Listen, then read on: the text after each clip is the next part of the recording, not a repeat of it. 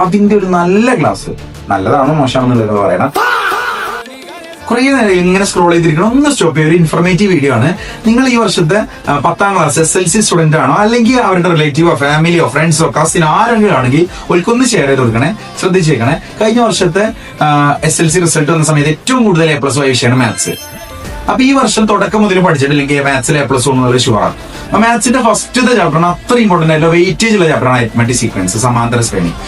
കുറെ കുട്ടികൾക്ക് സ്കൂളിൽ എടുത്തിട്ടും മറ്റൊക്കെ കുറെ അധികം ഡൗട്ട്സ് ഉണ്ട്. അപ്പൊ നമ്മൾ എന്താ പഠിക്കണം, മാത്സ് ഡോയുടെ യൂട്യൂബ് ചാനലിൽ അതിന്റെ ഒരു നല്ല ക്ലാസ്, നല്ലതാണോ മോശമാണെന്നുള്ളത് പറയണം. അതിന്റെ ഒരു ക്ലാസ് നമ്മൾ അപ്ലോഡ് ചെയ്യും. ഇന്ന് വൈകുന്നേരം 7 മണിക്ക് അപ്ലോഡ് ചെയ്യും.